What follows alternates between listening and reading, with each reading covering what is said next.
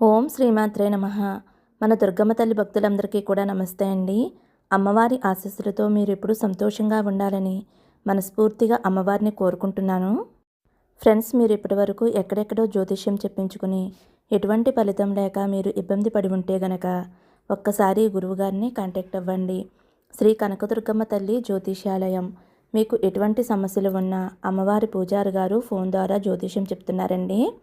భార్యాభర్తల మధ్య సమస్యలు, ప్రేమ పెళ్లి సమస్యలు, సంతాన సమస్యలు, కుటుంబ సమస్యలు, వ్యాపార సమస్యలు, ఆరోగ్య శత్రు సమస్యలు, నమ్మిన స్త్రీ లేదా పురుషుడు రావటానికి ప్రత్యేకమైన పూజలు చేయబడును. ఇంకా ఎటువంటి సమస్యలు ఉన్నా సరే ఒక్కసారి పూజారి గారిని సంప్రదించండి. అన్ని సమస్యలకి కూడా ఫోన్లోనే జ్యోతిషం చెప్తారండి. ఫోన్ నెంబర్ వచ్చేసి 8897741766. మీ సమస్య ఏదైనా కావచ్చు, వెంటనే గురువుగారిని కాంటాక్ట్ అవ్వండి. మంచిగా పరిష్కారం చూపిస్తారండి. మన సబ్స్క్రైబర్స్ కూడా ఈ గురువుగారి దగ్గర చూపించుకుంటున్నారు ఫ్రెండ్స్. వారైతే కామెంట్ చేస్తున్నారు, అక్క ఈ గురువుగారి దగ్గర చూపించుకున్నాక మాకున్న సమస్యలు తీరాయి అంటున్నారు. కాబట్టి మీరు ఏమాత్రం ఆలస్యం చేయకుండా మీ సమస్యను తొలగించుకుని సంతోషంగా ఉండండి. ఇంకా వీడియోలోకి అయితే వెళ్ళిపోదామండి. మన అమ్మవారి సందేశం. మీరైతే థంబ్నెయిల్ చూశారు కదండి, 3 నంబర్స్ ఉన్నాయి కదా. మన దుర్గమ్మ తల్లిని తలుచుకుంటూ ఒక నెంబర్ అయితే మనసులో అనుకోండి. మన అమ్మవారు ఏం చెప్పబోతున్నారో, ఎటువంటి శుభవార్త వినబోతున్నారో అమ్మవారి మాటల్లోనే తెలుసుకుందాము. 7, 8, 6 ఈ నెంబర్లలో ఒక నెంబర్ అయితే మీరు అనుకోండి ఫ్రెండ్స్. మనసులో అనుకోండి. మీ మనసులో ఏ కోరిక అయితే ఉందో ఆ కోరిక తీరాలని, ఏ శుభవార్త కోసం అయితే ఎదురు చూస్తున్నారో ఆ శుభవార్త వినాలి అని మనసులో అమ్మని ప్రార్థిస్తూ మీరు ఒక నెంబర్ అయితే అనుకోండి. అలాగే దుర్గమ్మ తల్లి అంటే ఎవరికైతే బాగా ఎక్కువ ఇష్టమో వారు తప్పకుండా ఒక చిన్న లైక్ ఇస్తారు అమ్మవారి కోసం అయితే అనుకుంటున్నానండి. ఇంక వీడియోలోకి వెళ్ళిపోదాము. ముందుగా అయితే 7వ నెంబర్ తాకిన వారి గురించి అయితే మన అమ్మవారు ఎలా చెబుతున్నారండి. తల్లి, 7వ నెంబర్ తాకావు కదమ్మా, నీ కోసం ఒక శుభవార్త తీసుకువచ్చాను, శ్రద్ధగా విను. బిడ్డ, నువ్వు ఏదో ఒక విషయంలో ఆందోళన చెందుతూ మీ వారందరినీ చాలా ఇబ్బంది పెడుతున్నావమ్మా. ఎవరో వచ్చి ఏదో అన్నారు అని ఆ విషయాన్ని మనసులో పెట్టుకుని ఆందోళన చెందుతూ పదే పదే బాధపడటం అనేది అస్సలు మంచిది కాదమ్మా. జాగ్రత్తగా ఆలోచించు. నీ కుటుంబం వృద్ధిలోకి వస్తుంది అనే భయంతో కొందరు నీ ఎదురుగా ఎంతో ప్రేమ ఉన్నట్లు నటిస్తూ నీ ఎదుగుదలని ఆపాలి అని ప్రయత్నం చేస్తూ ఉంటారమ్మా.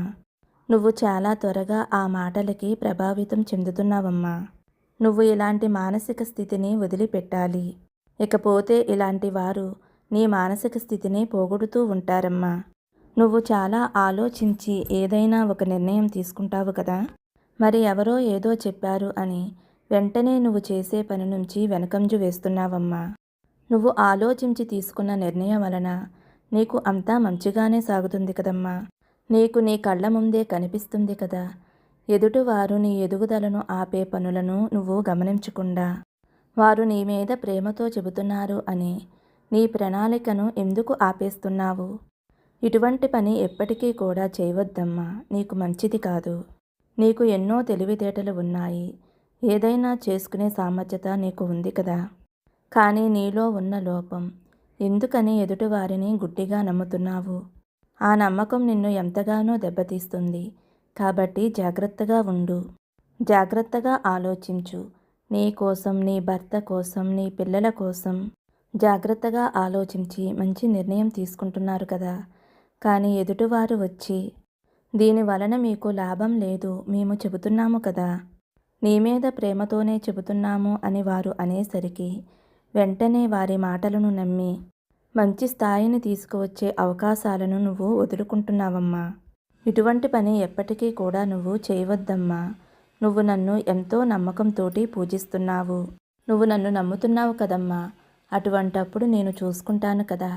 నీకు ఎటువంటి ఆపద రాకుండా నేను చూసుకుంటాను కదమ్మా. నేను నీకు తోడుగా ఉండి ప్రోత్సహిస్తాను.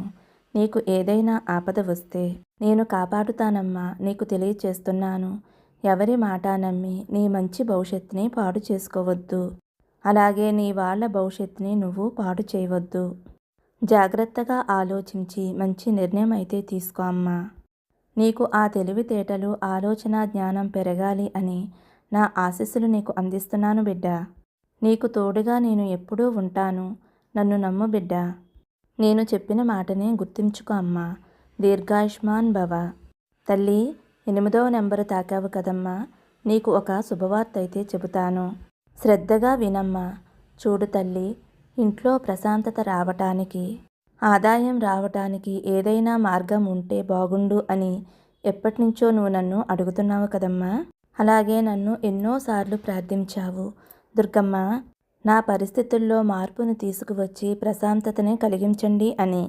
దానికోసం ఇప్పుడు నీకు సమయం వచ్చింది తల్లి. నువ్వు ఏం చెయ్యాలో ఇప్పుడు చెబుతాను. నేను చెప్పిన విధంగా చేసి నీ కుటుంబానికి ప్రశాంతతని చేకూరుస్తావు కదమ్మా. అందుకోసం నువ్వు ఇలా చేయాలి తల్లి. నీకు ఆదాయం వస్తుంది, కానీ అది ఎలా ఖర్చయిపోతుందో నీకు తెలియటం లేదు. నెల పూర్తవకుండానే వచ్చిన డబ్బులు ఖర్చయిపోతున్నాయి. అప్పటి నుంచి ఏం చెయ్యాలో తెలియక చాలా ఇబ్బంది పడుతూ బాధపడుతున్నావు కదమ్మా. నీ కుటుంబానికి అవసరమైనవన్నీ చేయటానికి ఎంతో ఇబ్బంది పడుతున్నావమ్మా. కొన్ని సమస్యలు తొలగిపోవాలి అంటే నువ్వు చేయవలసిన పని అయితే ఒకటి ఉందమ్మా. నువ్వు ఖచ్చితంగా చేస్తావు కదమ్మా. ఆ పరిహారం ఏమిటో చూసి ఆ విధంగా చేసి చక్కగా నీ పరిస్థితులని మార్చుకో తల్లి. ఆ పరిహారం ఏమిటో చెప్తాను, జాగ్రత్తగా వినమ్మా. శుక్రవారం రోజున నువ్వు బ్రహ్మముహూర్తంలో తలస్నానం చేసి చక్కగా ఇల్లంతా శుభ్రం చేసుకున్న తర్వాత, తలస్నానం చేసిన తర్వాత నేను చెప్పిన విధంగా లక్ష్మీదేవి అమ్మవారికి పూజ చేసుకో తల్లి. నీకున్న ఆర్థిక ఇబ్బందులన్నీ కూడా తొలగిపోతాయి. నువ్వు ఏం చేయాలి అంటే చక్కగా ఒక రాగి ప్లేటు కానీ ఇత్తడి ప్లేటు కానీ తీసుకో అమ్మా. అందులో ఒక మట్టి ప్రమిద అనేది ఒకటి తీసుకో, కొంచెం పెద్దగా ఉండేదిలా చూసుకో అమ్మా. అందులో కొంచెం రాళ్ళు ఉప్పు వేసిన తర్వాత దాని మీద చిన్న ప్రమిదలో ఒకదాని తర్వాత ఒకటి 2 కలిపి పెట్టిన తర్వాత అందులో ఆవు నెయ్యి పొయ్యాలి. పోసిన తర్వాత 3 ఒత్తులు వేసి దీపారాధన చేయాలి. మట్టి దీపాలకు కూడా పసుపు కుంకుమలతోటి బొట్టు పెట్టుకోవాలి. ఈ దీపారాధన చేసిన తర్వాత నువ్వు మామూలుగా నిత్య దీపారాధన కూడా చేసుకోవాలి. చేసిన తర్వాత లక్ష్మీదేవి అమ్మవారికి లక్ష్మీ అష్టోత్తరం చదువుకోవాలి. అమ్మవారికి ఇష్టమైన తీపి ప్రసాదం నైవేద్యంగా పెట్టాలి. అంటే బెల్లం కానీ, పాలు కానీ, పంచదార కానీ, నీకు వీలు కుదిరితే పాయసం కానీ చేసి పెట్టాలమ్మా. ఇలా నువ్వు 5 వారాలు చేసుకో తల్లి. ఇలా చేసుకోవటం వలన నీ ఇంట్లో ఉన్న ఆర్థిక ఇబ్బందులన్నీ కూడా తొలగిపోతాయి. అమ్మవారి లక్ష్మీ కటాక్షం నీ మీద పడుతుంది. ఒకవేళ నువ్వు అనుకోవచ్చు, అమ్మా నేను పిల్లలతో ఉన్నాను, అంత పొద్దున్నే లెగలేను, పని అవ్వదు, పిల్లలకి బాక్సులు వండుకోవాలి అనుకుంటే గనక సాయంత్రం సమయంలో 6 దాటిన తర్వాతైనా ఈ పరిహారం చేసుకోవచ్చు బిడ్డ. కాబట్టి నీ ఆర్థిక ఇబ్బందులు తొలగిపోవటానికి, మీ సమస్యలు తొలగటానికి, ఆర్థిక ఇబ్బందులే కాదమ్మా, ఇంట్లో ఎటువంటి సమస్యలున్నా కూడా తొలగిపోతాయి. నా మీద భక్తితోటి నేను చెప్పిన విధంగా చేసుకో అమ్మా, నీకు అంతా మంచి జరుగుతుంది అని అయితే మన దుర్గమ్మ తల్లి 8వ నెంబర్ తాకిన వారి గురించి అయితే ఇలా చెబుతున్నారండి. ఫ్రెండ్స్, ఉప్పు దీపారాధన చాలా పవర్ఫుల్ అండి, చాలా మంచిది. నేను చేస్తానండి చాన్నాళ్ళ నుంచి ఫ్రెండ్స్, 5 సంవత్సరాల నుంచి అయినా చేస్తున్నానండి. మంచి ఫలితం వచ్చింది. మీరు కూడా చేసుకోండి ఫ్రెండ్స్. ఎటువంటి సమస్యలైనా తొలగటానికి, ఆర్థిక ఇబ్బందులు తొలగటానికి మంచి పరిహారం అండి. శుక్రవారం పొద్దుటే కానీ లేదంటే సాయంత్రం కానీ ఈ పరిహారం చేసుకోవచ్చండి. మీకు ఇంకేమైనా డౌట్స్ ఉంటే కనుక కామెంట్స్ రూపంలో అడగండి. ఇప్పుడు 6వ నెంబర్ తాకిన వారి గురించి అయితే మన దుర్గమ్మ తల్లి ఈ విధంగా చెప్తున్నారండి. బిడ్డ, నీ చేయి వదిలేశాను అని నన్ను నిందిస్తున్నావు కదమ్మా. నేను ఎప్పుడూ వదలలేదు. నేను నీతోనే ఉంటున్నాను, నీ వెనకే నడుస్తున్నాను, నీ పక్కనే ఒక నీడలా ఉన్నాను. నువ్వు ఏ ప్రయత్నం చేసినా సరే అందులో విజయం సాధించేలా నేను నీ దగ్గరే ఉండి ముందడుగు వేయిస్తున్నానమ్మా. మరి అంతగా మీరు నాతో ఉంటే నాకు ఈ బాధలు ఎందుకు అని అనుకుంటున్నావు కదా. నేను నీతో ఉన్నంత మాత్రాన నువ్వు అనుభవించవలసిన కర్మలు తొలగిపోతాయి అని ఎవరు చెప్పారు? నేను నీతో ఉండేది నీ చెడు సమయంలో, నీ సమయం బాగా లేనప్పుడు నిన్ను జాగ్రత్తగా ఒక దారికి తీసుకురావటానికి నేను నీ చుట్టూ తిరుగుతూ ఉంటాను. అటువంటి సమయంలో నీ మనసు చెడు ఆలోచనలకు, ఎటువంటి చెడు నిర్ణయాలు తీసుకోకుండా ఆపేది నేనేనమ్మా. అది నువ్వు గుర్తుంచుకో అమ్మా. ఎప్పుడూ కూడా నువ్వు దుర్గమ్మ తల్లి నాకు తోడుగా లేదు, దుర్గమ్మ తల్లి నేను చెప్పే బాధలన్నీ కూడా వినటం లేదు అని నువ్వు అనుకోవద్దు. నీ బాధ, నీ ప్రతి కష్టం అన్నీ కూడా నేను వింటూ ఉంటాను. అయితే నువ్వు నన్ను అర్థం చేసుకోకుండా నీ కష్టాలను తీర్చలేదు, నీకు అవసరమైనవన్నీ సమకూర్చలేదు అని అనుకుంటూ బాధపడుతున్నావు. అది ఎంతవరకు నిజమో నువ్వే ఆలోచించు తల్లి. ఇంత కష్టకాలంలో కూడా నువ్వు ఈ రోజు వరకు ధైర్యంగా నిలబడగలిగావు. ఏదో విధంగా నీకు రోజు గడుస్తుంది. అటువంటప్పుడు నేను నీతో ఉన్నట్టా లేనట్టా?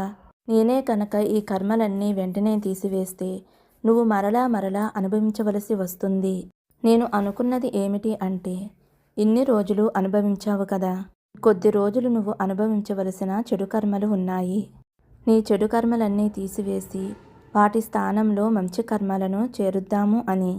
తర్వాత నీ జీవితంలో నిత్య సంతోషంగా ఆనందంగా జీవించాలి అని నేను కూడా ఆశపడుతున్నానమ్మా.